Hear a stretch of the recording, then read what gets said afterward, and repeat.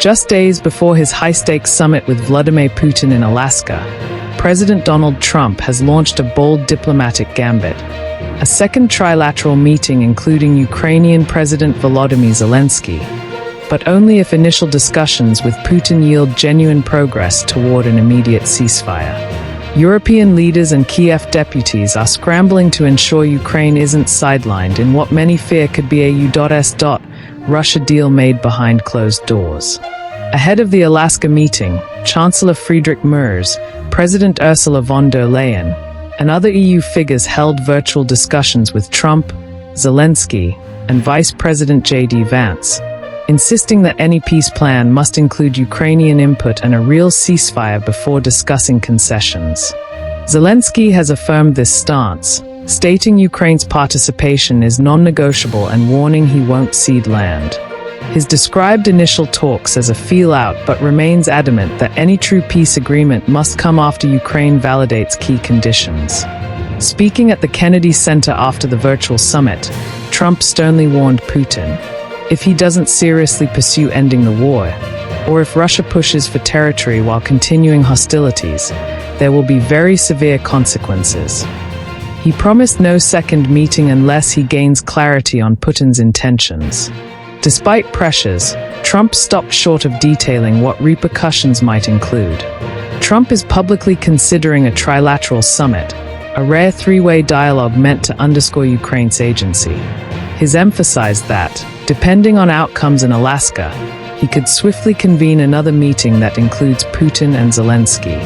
But insiders admit Putin has not yet agreed to meet Zelenskyy. For Ukraine and its allies, this trilateral model is a pressure valve, a way to ensure any peace process is inclusive and doesn't treat Ukrainian sovereignty as negotiable. Trump's offer, while conditional and vague, signals openness to at least discussing the format. The EU has not hesitated in pushing back. Leaders from France, Germany, and the UK have made clear, any peace effort must respect Ukraine's front lines and refrain from recognizing territories seized through force. Merz reiterated that territorial discussions are futile unless Ukraine consents and Russia stops the fighting. The newly formed Coalition of the Willing, a group of Western nations aligned with Ukraine, is actively supporting Ukraine's inclusion. They've also co-signed statements warning that sanctions will not be lifted absent meaningful commitments. Critics suggest the Alaska meeting, while eye-catching, may lack teeth unless backed by enforceable military or security guarantees. Critics warn that Putin is unlikely to entertain major concessions unless strategically forced.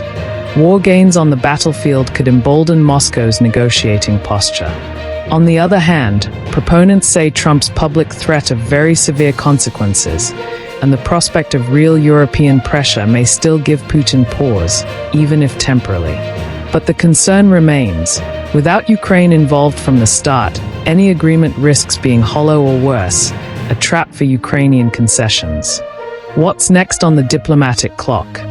Friday, August 15th summit begins in Anchorage, Alaska. Outcome uncertain, but US and Russia will likely assess each other's intentions. Immediate aftermath. Trump may propose a trilateral follow-up if he believes Putin is sincere. Ukrainian agreement would be required. European outreach, further calls and coordination with Kyiv will continue, ensuring unity in messaging and reinforcing that no decisions on territory or sovereignty are acceptable. On-the-ground impact, ceasefire negotiations remain stalled.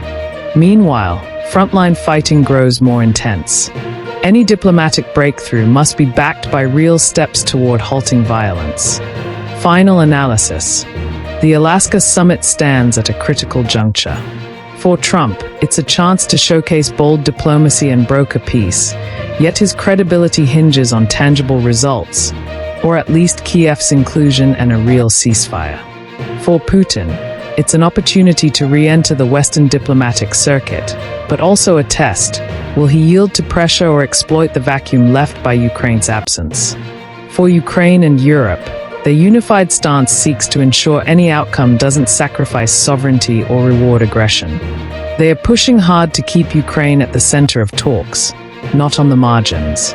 At stake is nothing less than who sets the rules for peace. and whether diplomacy will reinforce or unravel the principles of sovereignty and accountability. Thanks for watching. If you enjoyed this update and want to stay informed with fast, reliable news, don't forget to subscribe to Newsflash 360. Hit the notification bell so you never miss a story. Your next headline is just seconds away.